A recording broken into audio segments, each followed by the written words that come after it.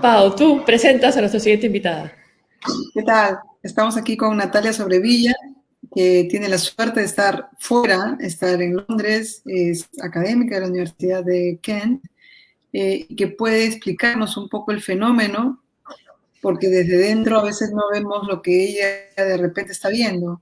Y nos va a explicar un poquito cómo se ve desde fuera lo que está pasando acá.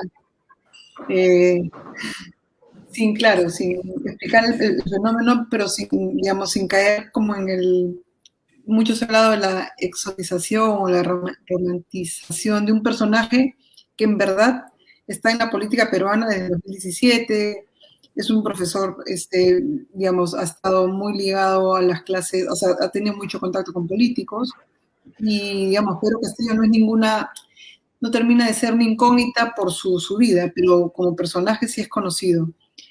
¿Cómo ves de cara a la segunda vuelta a estos dos protagonistas, Natalia? Bienvenida. Hola Pau, muchas gracias Josefina, gracias por la invitación. Bueno, coincido mucho con Fernando que me antecedió con la idea de que vamos a ver qué pasa. La primera vuelta, la primera persona que salió no fue una sorpresa. Sabíamos que Pedro Castillo iba a ser el primero desde la semana pasada, antes de la votación. No sabíamos que iba a ser el segundo.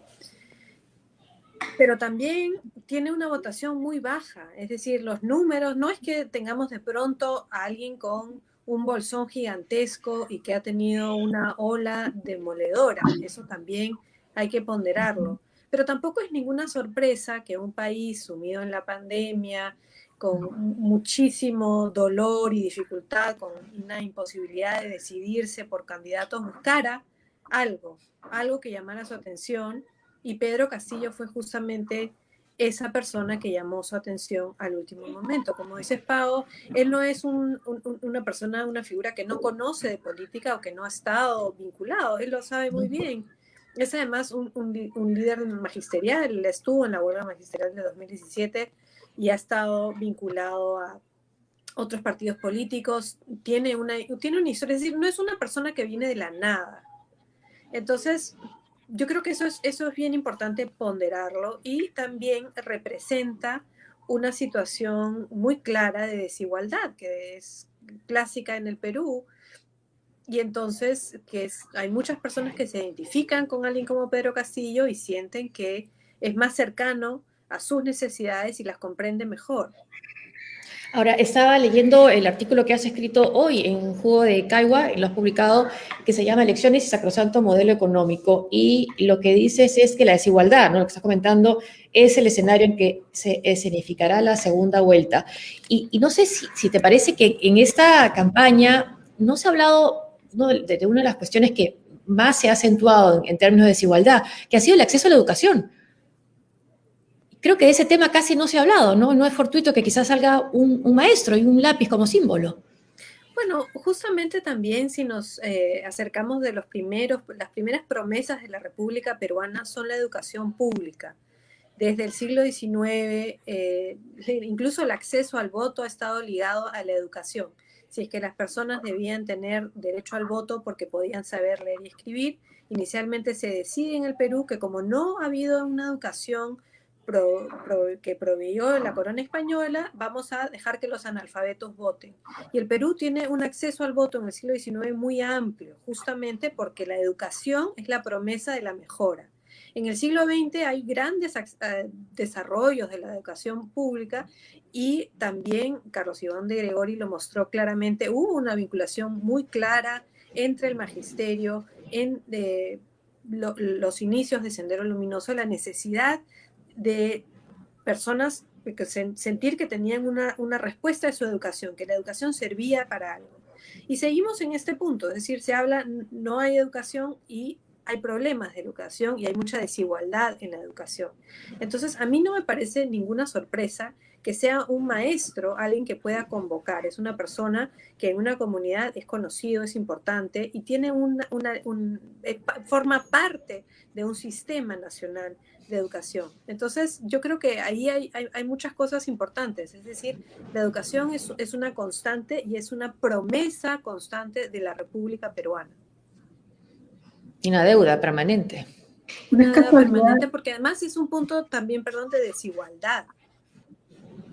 Claro, y que el símbolo sea un lápiz en el siglo donde debemos ya ir hacia la modernidad y a lo digital también nos dice mucho, ¿no? O donde las tablets no llegan. Bueno, pero es un símbolo realmente potente, ¿eh? O sea, es impresionante cómo o sea, la gente llega con su lapicito al parque, a la plaza, llega con su lapicito, él habla de que el lápiz va a escribir una nueva historia, este lápiz me va a hacer crecer, a mis hijos los va a hacer superarse.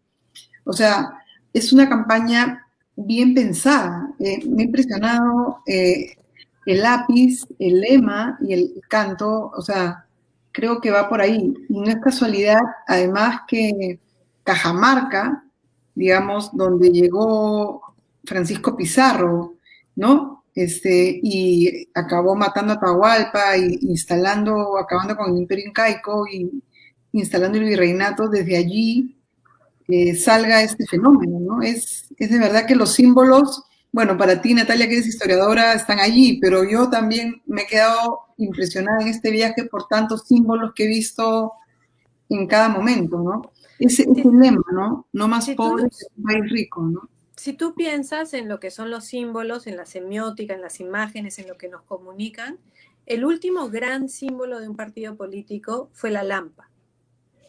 La lampa, hasta ahora, porque es la única marca que se mantiene la lampa, puede salir Johnny Lescano con su lampa, puede salir Alfredo Barnechea con una lampa y es construcción, es decir, hay un mensaje completo en el símbolo. Es lo mismo en el lápiz. Hay un mensaje completo de escribir, de una nueva historia, de una nueva constitución, del cambio. También, como decía Josefina, de la no modernidad, porque estamos ante un sistema analógico de conocimiento. Entonces, ahí hay hay una serie de discursos que están muy presentes, como decías, Pau, en el lápiz. ¿Y contra qué compite? Bueno, competía contra un tren, que era el de Hernando de Soto, era un tren que avanza a Perú, competía con un corazón, competía con una K, competía con un JP, es decir, ¿qué cosa es? Es decir, cuando ves el símbolo del PPC y ves un Perú con un PPC encima, o sea, ¿qué te generan todas estas cosas? Bueno, el símbolo del APRA, una estrella. Estas son todas son todos mensajes. Sí, son símbolos, lo demás no tiene nada de simbólico. Exactamente. Entonces ahí hay hay una capacidad de comunicación y el lápiz es muy barato. Todo el mundo puede tener un lápiz. Todo el mundo puede llegar a la plaza con su lápiz y tener su propia libreta, su propio papel. Y entonces es también un mensaje de comunidad, de participación, de todos estamos juntos en esto. Ahora, este discurso que está dando ahora Keiko Fujimori, que lo leí hoy en el Comercio, comunismo anticomunismo, ¿tú crees que eso sea lo que le ayuda a convocar más votos, sobre todo hablando del tema crucial que estamos tratando ahora, de la falta de la mala distribución de la riqueza, de la desigualdad? Sí, por supuesto que la ayuda, porque el arma principal de Keiko Fujimori es el miedo. Básicamente, si hemos visto que Vargas Llosa ha decidido su voto en 7 días, ha sido porque Pedro Castillo le causa terror. El señor Vargas Llosa se ha pasado más de una década denunciando a Keiko Fujimori como una persona que no debe bajo ninguna circunstancia llegar a la presidencia. Y le ha tardado 7 días en cambiar su opinión y comerse sus propias palabras, de decir, nunca voy a votar por Keiko Fujimori, y decir, esto es lo que tenemos que hacer. Entonces, a ella le sirve ese discurso muchísimo. El Perú, además, es un país donde hay un pavor, un terror por cualquier cosa que pueda, y quizás en otra parte, ser vista como socialista o centralista. En el Perú eso es considerado ultra radical. como digo en ese artículo que escribí para Jugo de Caigua, esta reflexión nació de tratar de explicarle a una periodista chilena por qué en el Perú no puede existir un discurso medianamente de centro izquierda. Porque es Entonces, imposible. claro, no va a ir a la al centro izquierda Keiko para ganar votos que le faltan. No necesita. No necesita.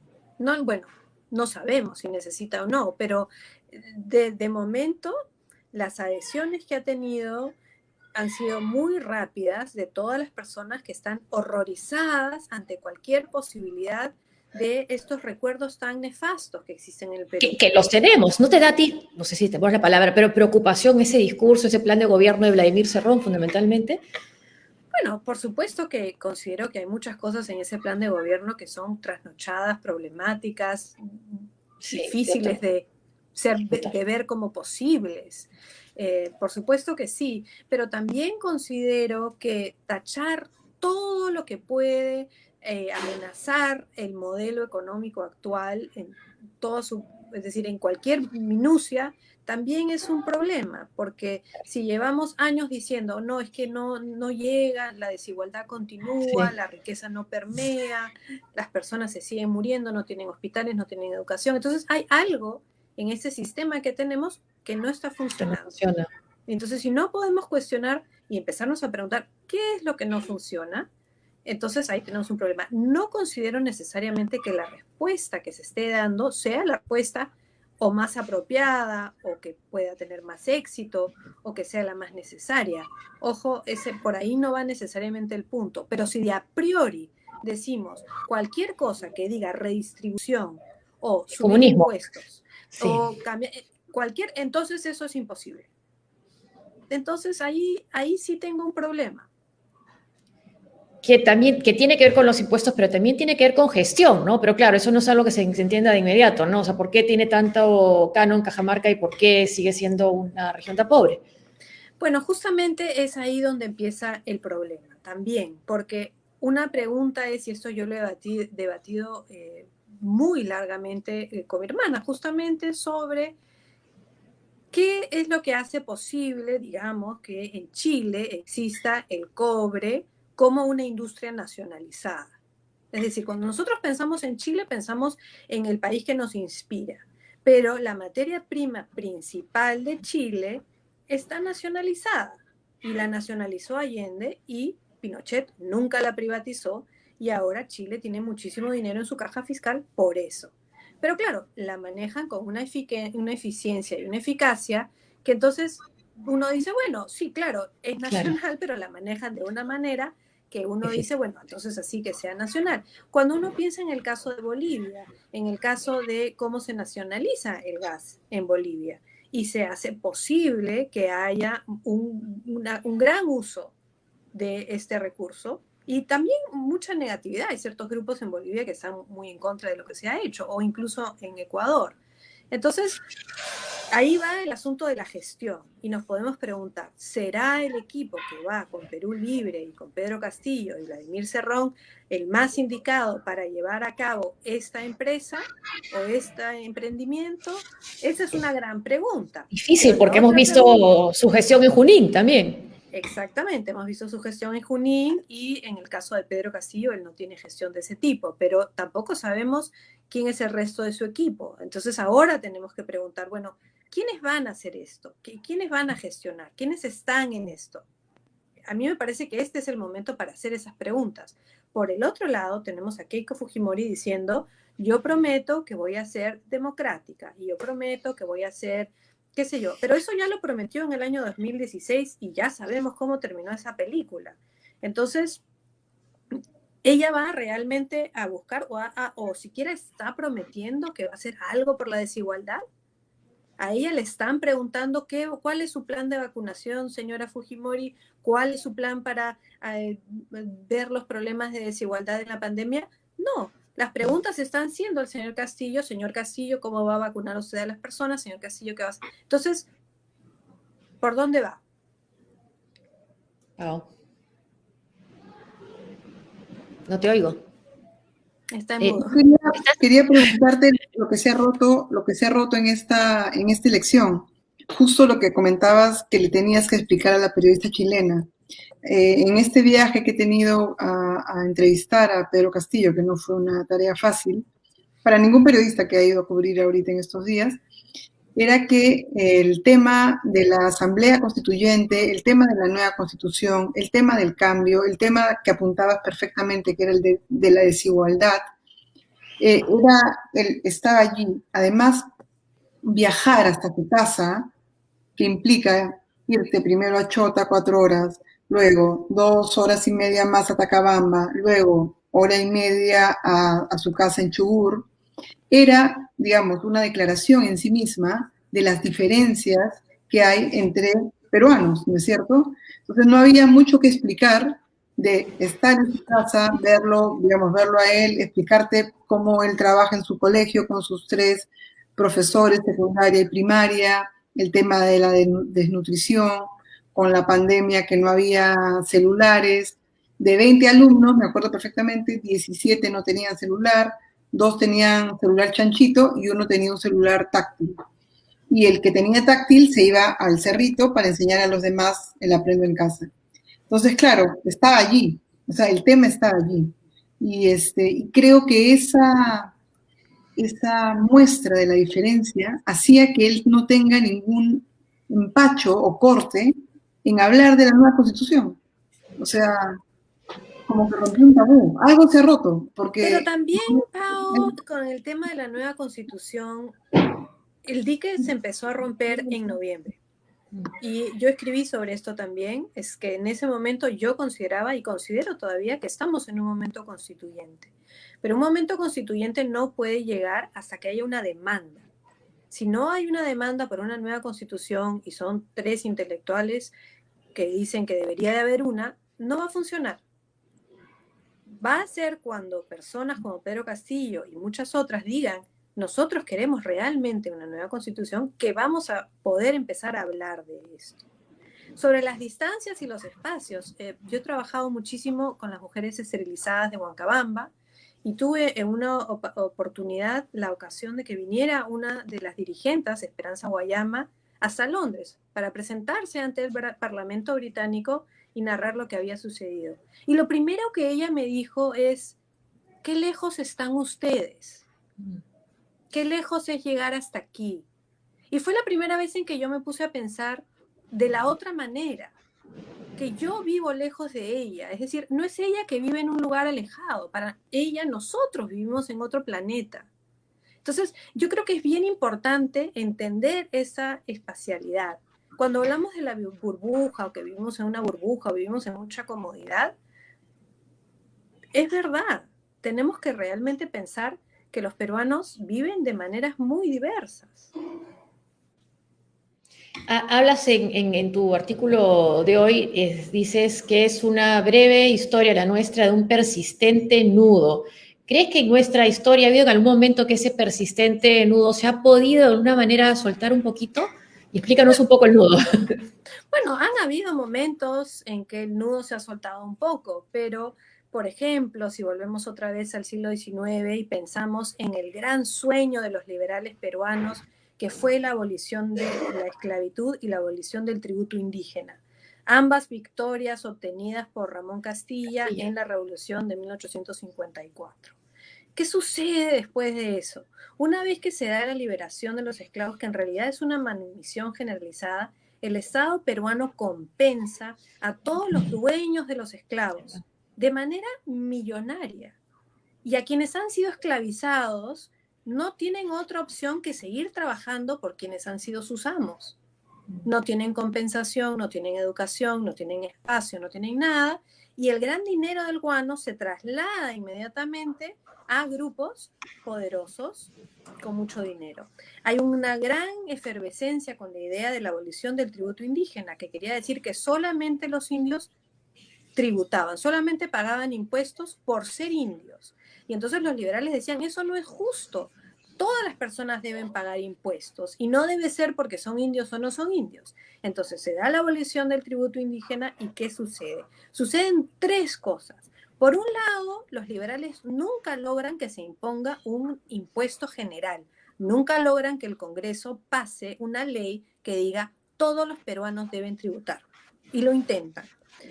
La otra consecuencia es el dinero de estos tributos indígenas se recaudaba en las regiones. Habían regiones como el Cusco o Ayacucho o incluso Trujillo, por la zona de Cajamarca justamente, y la Sierra de Piura, donde se tributaba muchísimo y habían cajas regionales. Entonces Lima no era el único lugar con billetera, digamos. Entonces había una economía regional que vivía de esos impuestos. Y el tercer punto es que es a partir que no hay una protección por las tierras comunales que las haciendas van a poder ir comprando, empujando y echando a las comunidades indígenas de sus tierras y apropiándose de ellas, llevando al fenómeno del gamonalismo. Entonces el nudo se suelta. Hay un proyecto, los liberales lo buscan, lo quieren y piensan que es lo más justo. Que no haya tributo indígena, por supuesto, es lo más justo. Que no haya esclavitud, por supuesto, es lo más justo. Pero el nudo se vuelve a atrapar y los ganadores siguen siendo los ganadores y los perdedores siguen siendo los perdedores. Y así, como ese nudo que se afloja, se vuelve a anudar otra vez. Bueno, sería... ayer Patricio Castillo, Pedro Castillo, habló de que sus papás analfabetos, tenían que pagar, eran la hacienda Chubur, donde vive su familia, tenían que pagar una cuota alta de dinero, que si no la pagaban, tenían que pagarlo con la cosecha. Entonces, eso obligó a su papá a irse por largas temporadas a trabajar a la selva, ¿no? Eran 9 hermanos, es el único de los hermanos, el único de los 9 que pudo ir a estudiar al pedagógico en Cutervo, y el único de los hermanos que que pudo acceder a la educación. Los demás tenían que trabajar en todo. Y en ese lado, bueno, digamos, ahí habla un poco de ese sistema del que me estás contando ahorita, ¿no? De que tenían que pagar una cuota alta y si no, se quedaba sin comer. Porque lo que sucede es que con Piérola se vuelve a implantar la contribución indígena. Se restaura la constitución indígena hacia fines del siglo XIX y también se da una nueva ley electoral donde solamente quienes saben leer y escribir pueden votar. Entonces, el nudo, digamos, que se ha soltado en el siglo XIX, donde hay una participación electoral generalizada por parte de los hombres, ese nudo se vuelve a apretar en el siglo XX. Y lo vemos también con muchas prácticas como la que tú mencionas, Pao, pero también el pongaje, por ejemplo. Hasta el siglo XX existían pongos en el Perú, cuya labor era acarrear el agua a las haciendas. Y lo tenían que hacer de manera que estaba muy delimitada. Es decir, el mundo anterior a la reforma agraria es un mundo que nosotros ahora no necesariamente conocemos, pero leemos los documentos o hablamos con personas que estaban vivas en el momento y conocemos realmente que era una realidad muy diferente. Y entonces uno se pregunta, ¿qué es lo que realmente ha cambiado? ¿Qué pasó cuando se soltó ese nudo con la reforma agraria? Hubo un momento de espacio, algunas comunidades mejoraron, tuvieron posibilidades, pero llegó también el momento de sendero. Sí, bueno, y además se soltó impuesto, digamos, ¿no? También, ¿no? Desde arriba, ¿no? Por supuesto que sí, pero también en el momento en que se soltó, también se dieron facilidades para el desarrollo industrial, porque la idea, y de la banca, y mucho del dinero que había estado ligado al agro se movió a otras industrias. Y muchas personas o muchas familias que habían tenido grandes extensiones de tierra tampoco quedaron necesariamente, absolutamente en el abandono. Entonces, ahí hay temas persistentes. Y persistente también puede haber sido una manera de ajustar, eso ya es una cosa de ficción de lo que hubiera podido pasar, ¿no? Ajustar el nudo en forma de veto a lo que pudo ser la llegada del partido aprista en sus años iniciales. Por supuesto, porque además la promesa que tiene el APRA en sus inicios es una de un cambio social. De los primeros años del APRA y el veto que se da, es decir, el nudo se va cerrando tanto para el APRA como para el comunismo, y se dice son partidos internacionales, no pueden participar, y entonces hay un deseo, hay una búsqueda, hay una necesidad por este cambio, y tan es así que en el Perú no tenemos a un gobierno militar como en otras partes de América Latina que está persiguiendo a jóvenes que buscan el cambio. Tenemos un gobierno militar que busca imponer el cambio, aterrado que si no hay algún tipo de desbalce, el país se va a ir en llamas. Y ellos aprenden esa lección de las guerrillas de la temprana década del 60 y luego aplican, como dices bien, una reforma agraria que va desde arriba, que además trae modelos que no son necesariamente los más apropiados, modelos de Yugoslavia, por ejemplo, de las cooperativas. Y además tenemos el problema que tampoco se puede entregar un pedazo de tierra a todos porque no alcanzan. Y además ahí se juntan muchas otras cosas, como hablaba Pau también, el tema de lo que es la sierra, la ceja de selva, la selva, todo lo que es la participación dentro de grupos andinos en las zonas selváticas. Es decir, el Perú es un país muy complejo. Pau. Vaya que lo es. Sí.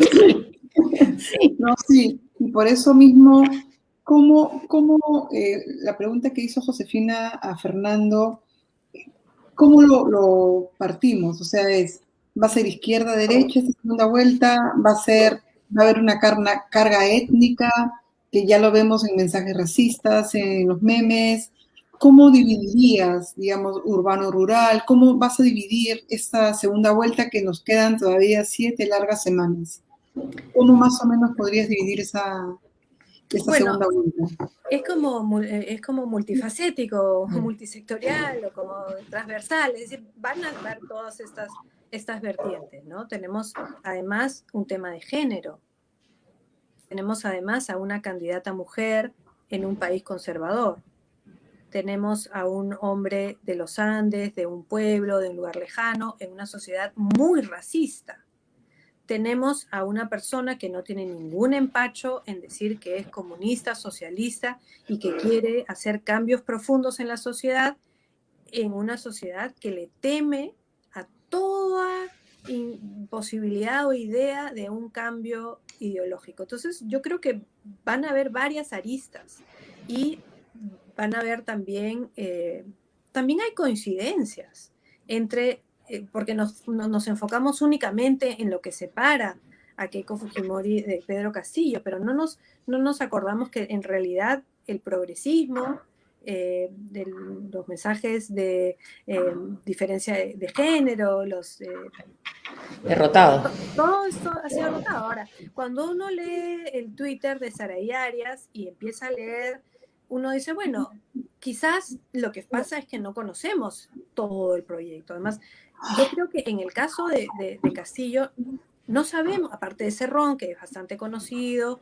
no sabemos realmente quiénes son y quiénes serían las personas que podrían estar en un eventual gobierno de Pedro Castillo. Sabemos claramente quiénes acompañan a Keiko Fujimori. Oh. Claro, sabemos claramente, pero no sabemos, había un operador político con el que coordinábamos, que era Alfredo Rojas, que tampoco nos dice mucho, pero lo que sí es que hay un recorrido político de Pedro Castillo que ha estado en Perú Posible, ¿no? Que estuvo dentro del SUTEP en la huelga del 2017 y que quebró el SUTEP desde dentro. O sea, dijo, el SUTEP está hecho por Patria Roja, el CEN es Patria Roja, eso no es legítimo. Y creó su FENATAC, donde está CONARE, hicieron esta huelga contra Marilu Martens, que según los expertos, sin ser injusta con la exministra, pero según las fuentes que he consultado, al llevar mal la protesta, potenció a un personaje como Pedro Castillo y lo hizo personaje, ¿no? Entonces, es básicamente un personaje que sabe mucho de negociación, sabe mucho de quebrar organizaciones O sea, y de tener poder, porque con quién negoció para ser presidente del comité de lucha de la huelga magisterial también, ¿no? muy pragmático. O sea, lo que más te dicen todos los que lo conocen es que es muy pragmático, ¿no?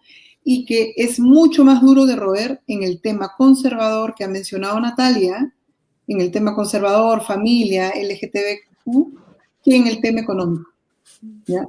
Cuando yo le pregunté, bueno, y le han preguntado otros los corresponsales extranjeros también, sobre el tema, el enfoque de género ya aprobado como política del gobierno y sobre los LGTBIQ, dice que no es una prioridad, dice que eso puede quebrar la familia y que para él hay otros problemas. Y entonces, claro, te quedas colgado porque ya no tienes, o sea, la repregunta ya no existe, ¿me entiendes? O sea, en el sentido de, ya te dice, eso no es prioridad. Y cuando le preguntas por Sendero Luminoso dice es un refrito, ¿no? O Movadef, no es que... Claro, yo creo que en el tema Movadef ha sido más pragmatismo también, porque lo que me han explicado la gente del Minedo en esa época es que cuando él quiere quebrar a SUTEP, utiliza o se junta con alguna gente de CONARE, pero no necesariamente por, digamos, por afinidad ideológica, sino con ganas de quebrarse el SUTEP.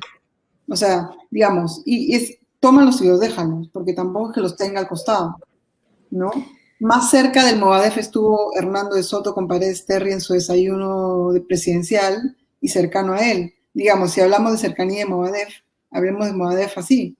Pero me dicen que es mucho más pragmático de lo que parece, pero en el tema conservador, ahí sí no. Lo que es interesante es que en ese sentido, como sindicalista, como líder magisterial y su pragmatismo, a quien lo acerca más es a Evo Morales, porque Evo Morales proviene de ese tipo de experiencia de negociación. Un pragmatismo, efectivamente, lo hemos visto, y además, pero ¿qué sucede? Él tenía siempre a García Linera atrás. ¿Quién es? Que en este caso es Vladimir Cerrón. Entonces, cuando yo me pregunto quiénes son el resto de personas, es decir, en el caso de Keiko Fujimori, sabemos quién es todo el elenco estable. Sabemos que vamos a tener a una serie de personas que ya conocemos. En el caso de Pedro Castillo, algunas conocemos y por supuesto habrán otras que se le van a acercar, él también tendrá que ver alianzas, él tendrá que mostrar ese pragmatismo, mostrarnos qué es lo que, con quién está dispuesto a negociar y hasta qué punto y de qué manera y qué tipo de rédito le puede traer. Hay ciertos votantes que lo han descartado de primera y no lo van a volver a mirar jamás. Y eso también él lo sabe. De la misma manera como Keiko Fujimori sabe que hay ciertas personas que nunca van a votar por ella. Entonces, de alguna manera, como tenemos tanto antivoto en estas elecciones, eso como que marca la cancha. Pero luego ahí es la pregunta, ¿qué va a hacer cada uno de esos candidatos para conquistar o convencer a todos los demás que están un poco en el medio y asustados y viendo, a ver, evaluando? Y ahí quienes los rodean van a ser importantes. Claro, y una cancha que va a estar marcada también por este Congreso con tantas bancadas, ¿no? Sí, y en el 1990 yo me acuerdo que había, bueno, en mi salón, bueno, yo estaba en quinto de secundaria, pero en mi salón había una familia de japonesas peruanas que sufrieron mucho de la carga étnica que se dio en la segunda vuelta. Y era duro salir, o sea, ellos no podían salir a la calle o íbamos a algunas discotecas, que se iba con lentes oscuros porque si los veían japoneses los insultaban. Creo que en este caso también puede pasar, digamos, no sé, pero siento que, como dices, la polarización se va a dar en muchos niveles y eso va a ser muy duro de ver porque realmente hay un tema de racismo y de cosas racistas muy duras que he estado recibiendo en estos días, muy chocantes y creo que, claro, es un nudazo el racismo en nuestro país. Ese nudo yo no sé cuándo se desanudará. Aquí y en otras partes. Pero aquí es como, ¿no? Entonces siento que por ahí también vamos a ver cosas feas, ¿no? Sí, yo me temo que por ahí hay muchas posibilidades que veamos la polarización exacerbar este racismo y clasismo tan profundo que nos muestra cómo somos como sociedad, porque somos una sociedad desigual, racista y clasista. Lo que hablas de los japoneses, Pau, por supuesto, fue muy importante en el año 90, pero habrá que ver ahora si es que va a ir por ahí el tema. Y tampoco descarto el asunto de género, y también me pregunto hasta qué punto Pedro Castillo ha sido capaz de llegar a más lugares en los Andes peruanos que Verónica Mendoza por un tema de género también. Yo le pregunté, bueno, como estuve recorriendo por todos lados, en términos de afiches, Lescano estaba, como dices tú, el símbolo de la lámpara está en todos lados. Llegó Lescano en algunas de las zonas, pero Vero, a las zonas que yo estaba cerca de Castillo, no hubo Verónica, ¿no? Entonces, bueno, no sé, también es un tema de la pandemia, ¿no? Es un tema de la pandemia que hacer campaña no es tan fácil. En tema de cuidado de la pandemia, Pedro Castillo no se cuida absolutamente nada. Él ya tuvo pandemia en enero, pero la plaza llena, la gente, o sea, ahí sí no se cuida absolutamente nada. Y no quiere hacer cuarentenas. He visto las fotos de sus mítines en todo el Perú, y es como si fuera una campaña tradicional. O sea, en esa que está en la foto, por lo menos algunos tienen máscara. Pero es impresionante. No, abajo en el suelo, cuando caminas ahí te da miedo. O sea, digamos, yo estoy aterrada en general, ¿no? Pero digamos, hay que estar ahí un rato y salimos corriendo con una amiga fotógrafa y salíamos corriendo, o sea, hacíamos las fotos y nos salíamos porque nos daba un poco de corte de contagiarnos, ¿no? Porque hay muchísimos lados, ahorita no, porque estamos ahí en Cutervo, pero en otras zonas, pueblitos mucho más alejados, nadie usa mascarilla, nadie. Pero es interesante, así como por un lado está el tema del racismo, también está el tema de la identificación. McKenna Ulfe escribía sobre esto el día de hoy o ayer, y eso también es un tema importante. En la foto que tú mostraste hace un minuto, una de las cosas que me impresionó más son los músicos que están atrás con él. Es decir, yo creo que hay muchas personas que van a estos mítines y van a decir, él es una persona como nosotros. Sí. Y yo creo que eso es importante. Recuerdo también haber hablado alguna vez con Enrique Mayer, un antropólogo que ha estudiado muchísimo sobre la reforma agraria y los efectos de la reforma agraria, y una de las cosas que me dijo que en una de sus entrevistas alguna persona le dijo, en este país nunca más volverá a mandar un señor. Y claro, el caso de Kuczynski es, digamos, una excepción. Pero duró poco. Claro. Vimos cómo le fue al señor. Claro, sí, su asesor, Alfredo Rojas García, me dijo que para él se repetía un poquito lo que pasó con Alejandro Toledo, con Ollanta Humala, pero que con él me dijo, él es el firme, o sea, él es el firme del campo. La gente lo ve y se pone a llorar, no pueden creer que ha llegado hasta allá, lo quieren tocar, ¿no? Sí, y por ejemplo aquí es bien, bien significativo porque era Cutervo, es el instituto pedagógico donde él estudia ser profesor del 90 al 94, estaban sus compañeros, pero estaban las promociones de alumnos que todas se llaman Pedro Castillo, ¿ya? Y lo que dices, cantaron, bailaron, y el lapicito era como, no sé, era como el símbolo del, o sea, increíble, te lo juro que era una clase magistral de marketing político y simbólico y todo, porque muy, muy bien, no sé si planeado, pero la gente estaba extasiada y llovía a mares, a cántaros, diría. O sea, fue, digamos, un día bien, bien loco estar en Cutervo ahí. Y eso es lo que quizá le esté faltando a Keiko, una campaña esperanzadora, ¿no? Porque esta campaña desde el miedo no sé si es la que va a hacer ganar más votos, ¿no? Le falta un mensaje esperanzador. Bueno, es un poco lo que decía Fernando hace un momento, es decir, el grupo A y B es el que va a votar con más miedo. Y ellos ya decidieron su voto. Claro. Va a ser Keiko Fujimori, me puede gustar o no gustar, puede ser bueno o malo, en fin, da igual. Pero la batalla es por el resto del país. Y el resto del país es quien va a decidir. No es solamente Lima contra provincias. Lima también tiene una diversidad muy grande y una desigualdad muy grande. pero también hay todo el asunto sobre los microempresarios, sobre la empresa, es decir, ¿qué le va a tener él que decir a muchos sectores de la sociedad peruana que no están tan identificados con él? Entonces, esa es una pregunta. Y ahí sus alianzas, sus mensajes, qué es lo que va a hacer en el resto del tiempo, va a ser muy importante. Pero ese tema de la identificación, incluso Fujimori fue muy exitoso cuando se paseaba con su tractor en el año 90 y con su sombrero. Candidato como tú, siendo él Nisei, además. Candidato como tú, porque Mario Vargas Llosa no era como tú.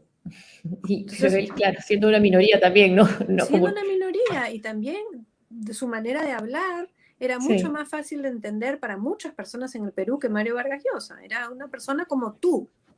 Y hay algo en esa identificación que es muy importante. Claro, tenemos para conversar varias semanas todavía, Natalia. Sí, además va a ser interesante ver cómo se desarrollan. Yo estoy muy interesada en ver cuál va a ser la foto de partida. Hoy día, sí. La foto de partida, porque no tenemos todavía muchos elementos para comparar y ver lo que va a pasar en las próximas semanas. Ya tenemos una primera reacción de Verónica Mendoza y de Mario Vargas Llosa, que no sé cuánto puedan sumar o restar, pero también pienso que la respuesta ha sido, ya, no me pregunten más, ya no quiero ni hablar. Sí, parece de eso, sí. Sí, ya decidí, listo. Ya decidí, ya está. No tengo más que decirte el tema. Y entonces... Mi última pregunta, te la quería solo para mi crónica. Puedo terminar mi crónica del ABC. Perdón. No, ¿cómo tipificarías al elector primigenio, o sea, al elector principal de Castillo, de Pedro Castillo? ¿Cómo lo ves? Bueno, yo creo, sobre todo, si uno ve el mapa electoral y ve los lugares donde él ha obtenido 50, 60%, es muy claro, son lugares donde no ha habido conflictos sociales, donde la gente está muy cansada de que no los tomen en serio, no los tomen en cuenta. Yo he tenido también reuniones con mujeres de Abancay que han venido de las Bambas también a Londres a presentar su caso ante el Parlamento, a decir, por favor, tómennos en cuenta. Entonces, yo creo que muchos de los votantes están aquí diciendo, perdón, estamos cansados de que nos digan que nos toman en cuenta y no nos toman en cuenta. Yo creo que el electorado de Pedro Castillo tiene eso en común. Ok, bueno, muchísimas gracias. Gracias por lo máximo, de verdad. Un gusto. Gracias. Nos vemos pronto. Gracias. Chao. Gracias. Y gracias a ustedes por seguirnos. Gracias, Pau. Nos estamos viendo entonces la próxima semana. La otra semana, sin menos volteretas, con menos ojeras. Pero siempre con mucha info nosotros. Agradecemos a los invitados y a ustedes por seguirnos. Gracias. Nos vemos. Chao.